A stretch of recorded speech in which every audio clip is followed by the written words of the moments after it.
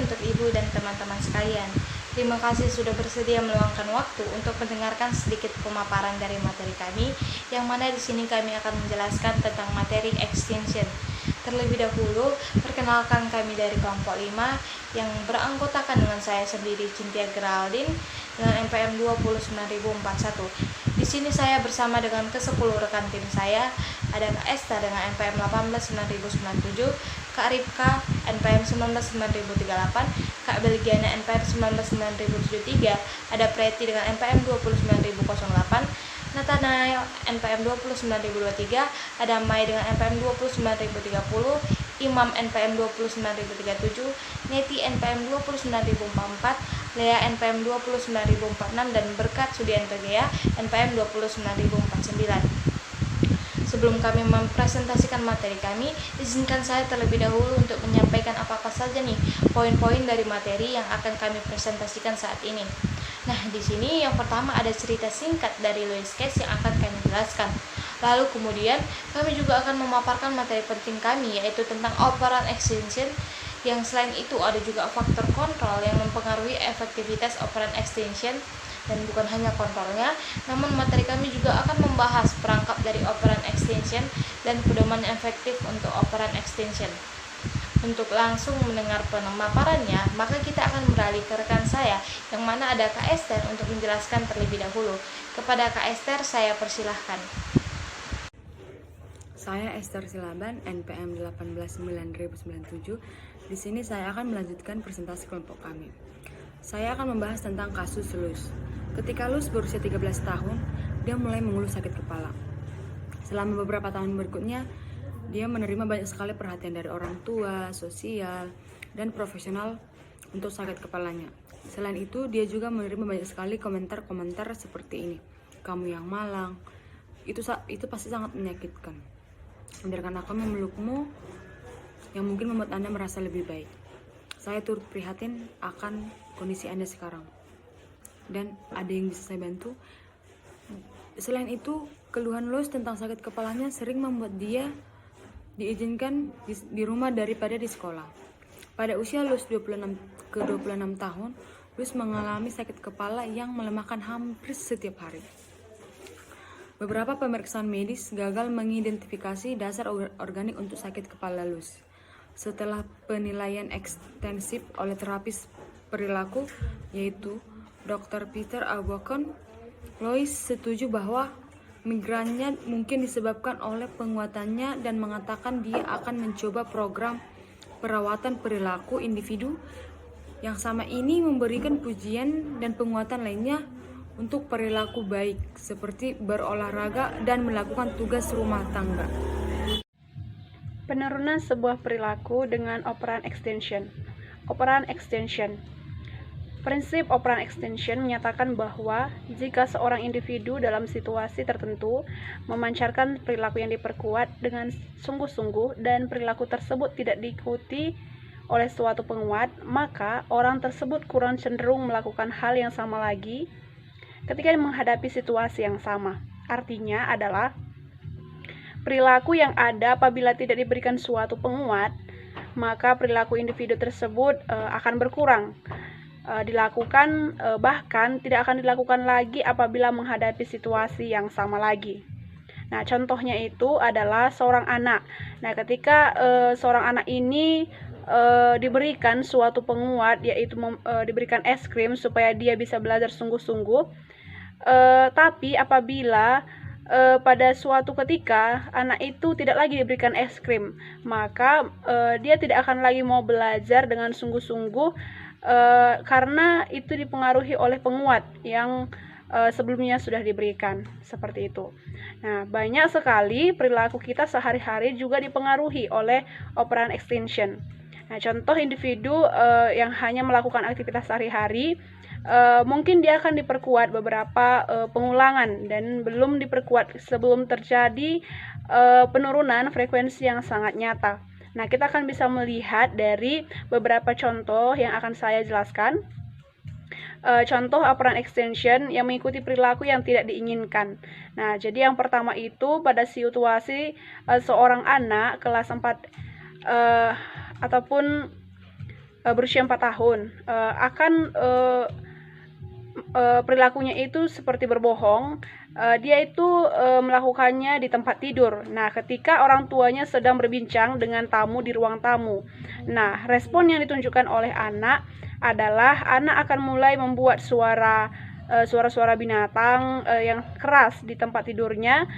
Namun konsekuensi yang langsung yang akan bisa terlihat di sana, orang tua dan tamu itu mengabaikan suara yang ditampilkan oleh anak itu. Nah, tapi mereka itu melanjutkan pembicaraan mereka. Nah, maka efek jangka panjang yang akan dimunculkan adalah anak itu tidak akan lagi maksudnya anak itu akan terus membuat hal yang sama ketika dia menghadapi situasi yang sama begitu.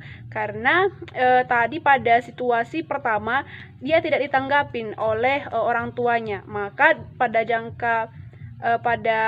efek jangka panjangnya dia akan terus melakukan hal yang sama seperti itu. Dan kita bisa melihat dengan anak yang sama juga ketika pada malam hari mereka sedang makan di ruang di meja makan, dan di sana anak sudah menyelesaikan makanannya, dan dia tiba-tiba mengangkat piringnya dan mengatakan, pada respon anak yang ditampilkan, anak mengatakan bahwa makanan penutup. Dia berteriak melakukan hal itu. Nah, konsekuensi langsung yang ditampilkan, orang tua juga mengabaikan suara anak. Walaupun dia berkeras meminta makanan penutup, tapi orang tua tidak menanggapinya. Maka efek jangka panjang yang akan muncul adalah perilaku menuntut makanan itu tidak akan terjadi pada situasi yang sama pada masa depan. Nah, karena tadi pada respon yang ditampilkan oleh anak yang pertama pada situasi tersebut, konsekuensi langsung itu tidak ditanggapin oleh orang tuanya maupun diabaikan. Maka dia akan di masa depan dia tidak akan lagi melakukan perilaku tersebut, perilaku menuntut makanan hidangan penutup. Nah, itu dia contoh. Yang kedua, kita bisa lihat pada contoh yang ketiga, seperti seorang suami istri. Jadi situasinya ini suaminya baru pulang dari kerja, dan respon yang ditampilkan oleh suaminya, dia itu sedang mengeluh tentang kemacetan lalu lintas.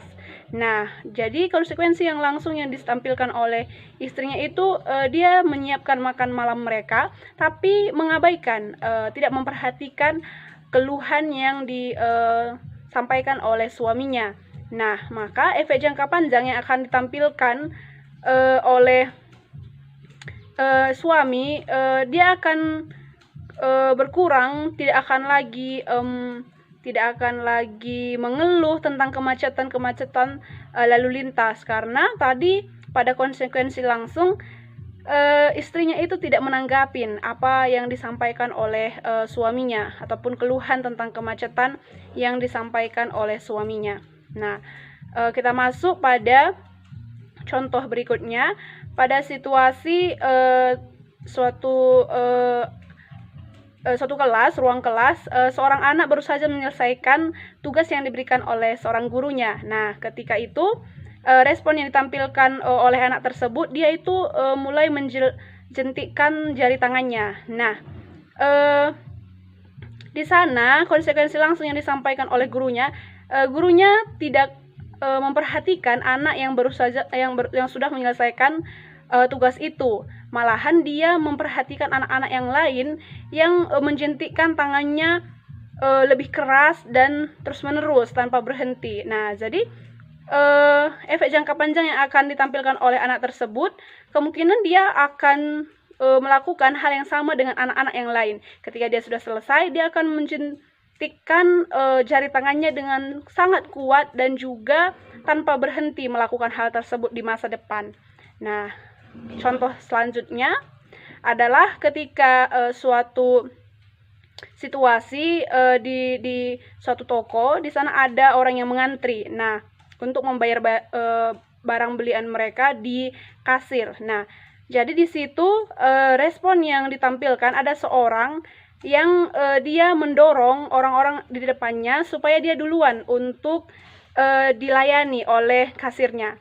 Tetapi yang konsekuensi langsung yang ditampilkan oleh penjual toko tersebut atau petugas toko tersebut, dia memarahi orang yang mendorong itu, yang tidak mau mengantri, sambil mengatakan dengan pelan tapi menegur, yaitu mengatakannya silahkan pergi ke barisan belakang, dan dia kemudian terus melayani pengunjung yang sudah berada di depan terlebih dahulu.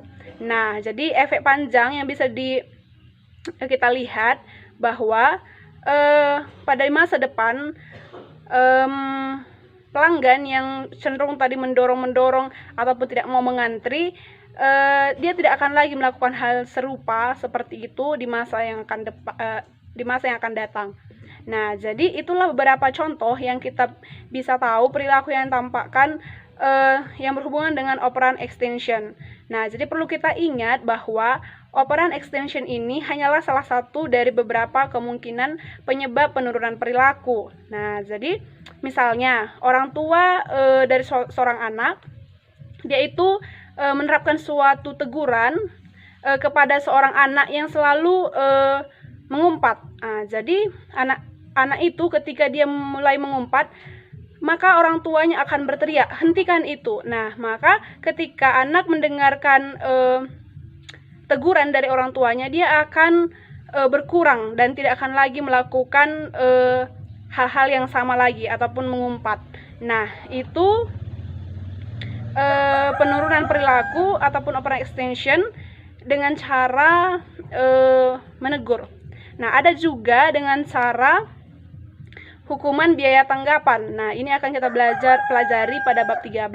Contohnya itu ketika seorang anak ketika mengumpat, maka orang tuanya mengatakan bahwa dia akan memotong uang sakunya sebanyak 25%. Nah, ketika anak sudah tahu bahwa ketika dia mengumpat itu akan mempengaruhi uang sakunya, maka dia akan berkurang untuk melakukan mengumpat lagi. Nah, seperti itu. Jadi operan extension di sini disebabkan oleh adanya punishment, hukuman biaya tanggapan. Ya, baik, sekian saja penjelasan dari saya.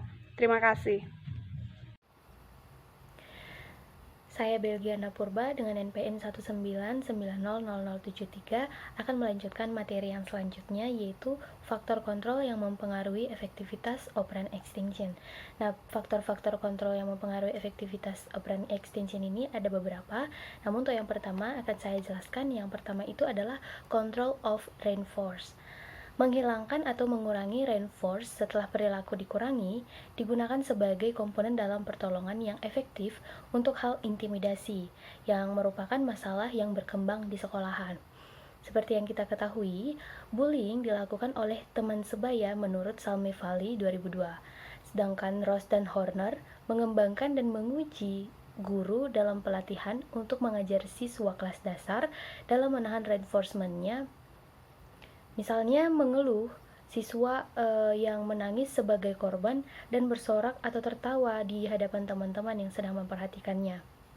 Berkaitan dengan perilaku tidak sopan, kata intimidasi untuk hal ini tidak digunakan karena sulit memberi arti perilaku yang ditunjukkan. Nah, setelah dilakukan pelatihan, guru mengajar siswa yang menerima rasa tidak hormat. Seperti contohnya tadi, misalnya siswa bullying. Maka di sini guru melakukan mengenali contoh tindakan tidak hormat.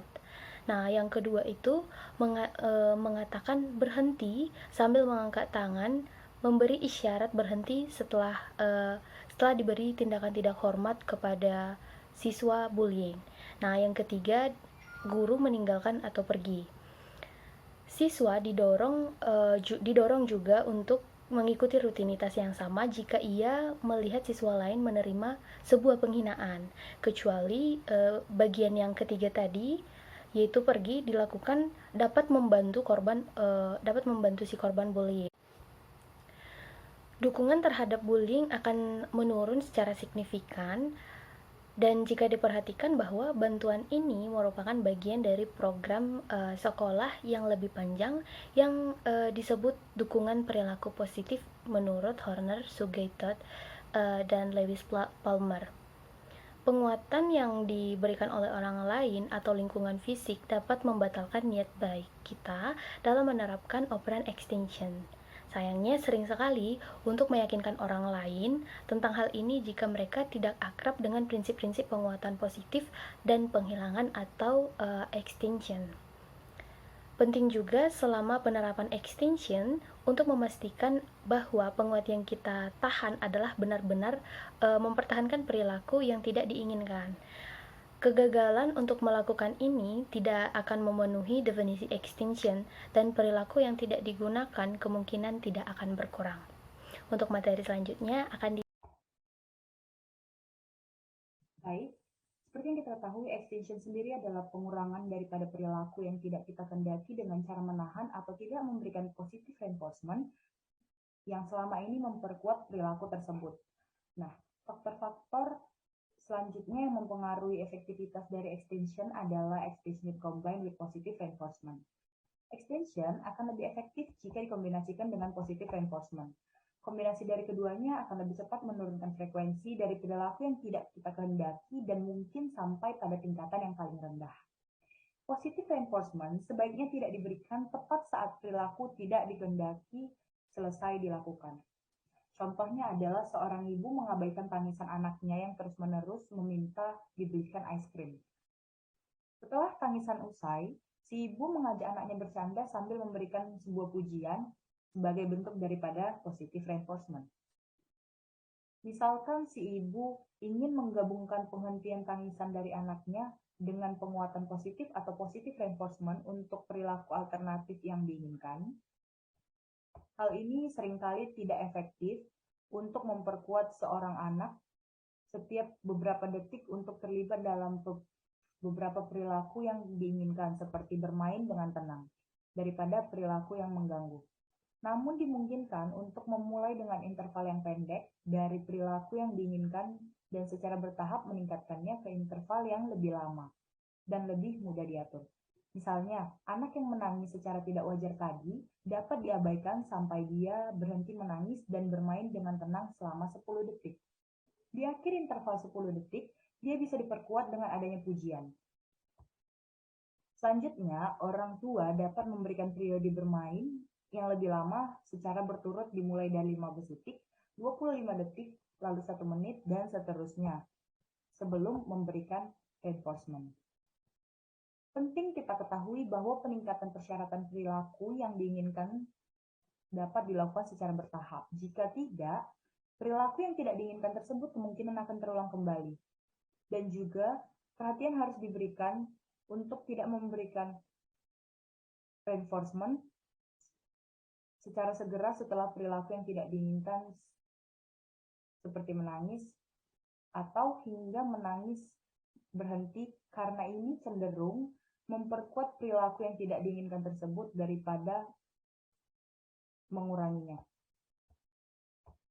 Penggunaan kepunaan operan kadang-kadang dikritik dengan alasan bahwa tindakan tersebut kejam untuk dilakukan karena biasanya orang-orang yang memberikan kritik ini mengasumsikan bahwa seorang yang menangis, merengek, atau menunjukkan berbagai perilaku yang biasanya membangkitkan sesuatu bahwa mereka sedang membutuhkan perhatian. Dalam beberapa kasus, ini mungkin menjadi kritik yang valid dan benar. Menangis sering menjadi ekspresi daripada orang-orang yang mendapatkan cedera, tekanan emosional, dan bentuk ketidaknyamanan lainnya. Perilaku apapun yang kita pikirkan tersebut perilaku yang kita pikirkan untuk dikurangi harus diperiksa dengan cermat dalam kaitannya dengan keinginan untuk menguranginya. Jika penurunan diinginkan, extension adalah prosedur yang tepat untuk dilakukan. Baik, saya akan melanjutkan materinya. Di mana materi yang akan saya sampaikan adalah behavior being extinguished. Behavior being extinguished ini adalah perilaku yang dipadamkan. Jadi perilaku yang dipadamkan ini mungkin jadi lebih buruk sebelum jadi lebih baik. Jadi selama kepunahan operan, perilaku dapat meningkatkan sebelum mulai menurun, yang artinya hal-hal mungkin jadi lebih buruk sebelum mereka menjadi lebih baik. Peningkatan respon selama kepunahan mungkin disebut sebagai ledakan kepunahan. Jadi jika kita memperlakukan kepunahan operan, ini dipertahankan, hal-hal biasanya lebih baik, lebih buruk, jadi tetap lebih baik, tapi tetap bertahan. Melakukannya akan membuat hasil dalam jangka panjang. Pengecualian untuk aturan ini adalah situasi di mana ledakan kepunahan mungkin berbahaya. Terima kasih. Teman-teman, di sini saya akan melanjutkan penjelasan materi kami yang mana sebelumnya sudah dijelaskan oleh rekan kelompok saya yang lain yang membahas tentang behavior being extinguished. Nah, di sini saya akan melanjutkan penjelasan kami dengan menjabarkan sedikit tentang extinction may produce aggression that interferes with the program. Apa sih extinction may produce aggression that interferes with the program itu? Nah, secara sederhananya, hal ini bisa kita kenali sebagai proses extinction yang mana dapat menghasilkan sikap agresif. Sebelumnya saya ingin mengulas kembali di mana proses extinction ini digunakan untuk menurunkan frekuensi dari suatu perilaku tertentu. Nah, yang dimana kadang secara tidak sadar akan ada saatnya nih kita menyerah pada sikap yang muncul ini dan malah memunculkan perilaku baru dalam menyikapi masalah tersebut. Hal inilah yang menjadi kurang menyenangkan atau bisa dibilang menjadi salah satu dampak negatifnya nih dari proses extinction yang malah menghasilkan sikap agresif. Berbicara tentang sikap agresif, kita tahu bahwa sikap ini pada dasarnya mengeluarkan tindakan yang mana melukai orang lain atau merusak milik orang lain. Perilaku agresif ini biasanya disebabkan oleh kekecewaan atas tidak diperolehnya penguatan yang biasa diperoleh. Contohnya itu seperti kadang sering banget nih kita alami kalau kita sedang menggunakan suatu barang atau misalnya kayak kita sedang bermain handphone. Nah, tiba-tiba handphone kita itu mengalami masalah sehingga membuat handphonenya tidak berfungsi atau nge-lag. Nah, secara tidak sadar ataupun secara tidak sabar, mungkin kita akan memunculkan sifat agresif kita dengan cara memukul-mukul HP tersebut atau menggoyang-goyangkannya, bahkan bisa saja sampai melempar HP tersebut karena kondisinya yang membuat kita kesal. Padahal sebenarnya niat kita itu ingin menghidupkan kembali HP-nya, tapi sebenarnya tindakan kita itu tidak berpengaruh sama sekali dengan kondisinya. Malah kita tetap melakukan hal itu karena rasa kecewa atau rasa kesal kita atas tidak diperolehnya apa yang biasa diperoleh. Jadi dengan contoh yang saya berikan bisa kita simpulkan intinya di sini. Ketika kita melakukan proses extinction tetapi tidak didampingi dengan pemberian reinforcement positif, yang mana reinforcement positif di sini dengan memberikan konsekuensi yang menyenangkan, maka hanya akan lebih memungkinkan dalam memunculkan sifat agresif. Untuk materi selanjutnya akan dilanjutkan oleh rekan kelompok saya yang lain. Terima kasih. Baiklah, di sini saya akan menjelaskan tentang spontaneous recovery, recurrence of an extinguished behavior after delay. Yang dimana itu artinya adalah pemulihan spontan, yang dimana kemunculan kembali perilaku yang padam setelah penundaan. Nah, kesulitan lain dari kepunahan operan ini adalah bahwa perilaku yang telah menghilang selama sesi kepunahan dapat muncul kembali pada kesempatan berikutnya setelah beberapa waktu berlalu. Nah, kemunculan kembali perilaku yang padam setelah istirahat disebut dengan pemulihan spontan, yang dimana pemulihan spontan ini pertama kali dinamai dan dijelaskan oleh Ivan Pavlov dalam studinya tentang pengkondisian klasik. Dalam konteks itu, ini mengacu pada muncul kembali respon terkondisi yang sebelumnya padam setelah penundaan. Nah, pemulihan perilaku hilang seperti itu dapat diamati dalam berbagai domain, dan pemulihan ingatan manusia yang hilang seringkali menjadi perhatian khusus. Misalnya nih, jentikan jari. Nah, seorang guru memprakarsai program pemadaman untuk menjentikan jari ketika siswa kembali ke sekolah setelah makan siang. Selama 1 jam pertama itu, ada 10 kejadian gertakan jari terjadi. Tetapi, guru dan siswa lainnya itu mengabaikan satu sama lain. Nah, di sini kita asumsikan lebih lanjut bahwa tidak ada kejadian gertakan jarinya itu selama sisa sore harinya. Namun, guru berasumsi bahwa gertakan jari telah berhasil dipadamkan. Namun, ketika guru kembali ke kelas keesokan paginya, 5 kejadian lain terjadi selama jam pertama sekolah. Ini akan menjadi pemulihan spontan dari gertakan jari. Biasanya, jumlah perilaku yang pulih secara spontan setelah istirahat kurang dari jumlah yang terjadi selama sesi pemadaman sebelumnya. Nah, di mana yang pertama tadi itu kan ada 10 gertakan jari.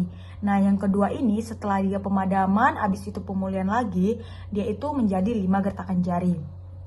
Nah, setelah beberapa sesi pemadaman tambahan, pemulihan spontan biasanya tidak menjadi masalah. Meskipun karakteristik pemulihan spontan ini didokumentasikan dengan baik dalam penelitian dasar, itu belum dipelajari secara formal dalam penelitian terapan dan sangat sedikit laporan anekdotal, yaitu informal tentang spontanitas. Pemulihan spontan dikaitkan dengan proses pembelajaran yang disebut dengan pengkondisian klasik, yang dimana organisme belajar untuk mengasosiasikan stimulus netral dengan stimulus yang menghasilkan respon tanpa syarat. Nah, sehingga stimulus yang sebelumnya netral datang untuk menghasilkan responnya sendiri yang biasanya mirip dengan itu. Ini tuh dihasilkan oleh stimulus yang tidak terkondisi. Meskipun aspek pengkondisian klasik ini sudah dicatat oleh para sarjana sebelumnya, analisis eksperimental pertama dari proses dilakukan oleh Ivan Pavlov, yang dimana Ivan Pavlov ini adalah seorang ahli fisiologi abad ke-19 yang menemukan efek asosiatif dari pengkondisian saat melakukan penelitian tentang pencernaan anjing.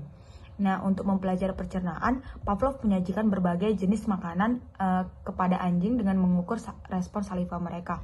Pavlov memperhatikan bahwa dengan pengujian berulang-ulang, anjing-anjing ini mulai mengeluarkan air liur sebelum makanan disajikan. Nah, misalnya nih, ketika mereka mendengar langkah kaki seorang eksperimen yang mendekat, Pavlov menamakan perilaku antisipatif ini sebagai respon terkondisi atau lebih tepatnya respon bersyarat.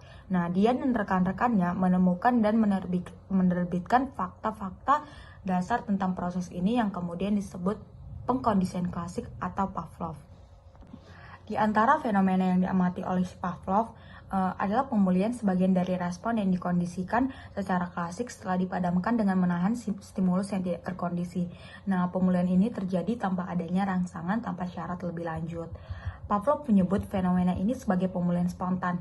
Meskipun pemulihan spontan meningkat seiring waktu setelah prosedur pemadaman, respon terkondisi seperti itu umumnya tidak kembali ke kekuatan yang penuh atau kekuatan yang semulanya. Nah, selain itu, dengan siklus pemulihan atau kepunahan yang berulang, respon terkondisi cenderung kurang intens pada setiap periode pemulihan. Di sisi lain, pengkondisian ulang ini dengan memasangkan rangsangan terkondisi dan tidak terkondisi yang sama biasanya terjadi jauh lebih cepat daripada pengkondisian aslinya. Jadi kesimpulan dari materi yang saya jelaskan ini adalah bahwa kepunahan meninggalkan jejak permanen. Ini tidak hanya membalikkan pengkondisian. Kesimpulan ini sangat penting bagi kedua teori pengkondisian klasik dengan aplikasinya dalam terapi perilaku.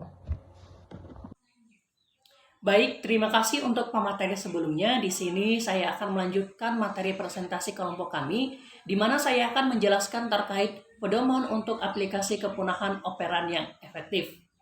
Adapun beberapa hal yang perlu kita ketahui bersama dalam pengaplikasian terkait kepunahan operan yang efektif, yakni bagian pertama, memilih perilaku yang akan diturunkan. Adapun langkah-langkah dalam memilih perilaku tersebut yakni 1. Dalam memilih perilaku, lakukan secara spesifik. Jangan berharap bahwasanya peningkatan karakter utama terjadi semua sekaligus. Misalnya, jangan mencoba untuk memadamkan semua perilaku pembuat onar di dalam kelas. Sebaliknya, pilihlah perilaku tertentu. Yang kedua, ingatlah bahwa perilaku sering menjadi lebih buruk sebelum menjadi lebih baik, dan perilaku agresif itu kadang-kadang diproduksi selama proses kepunahan.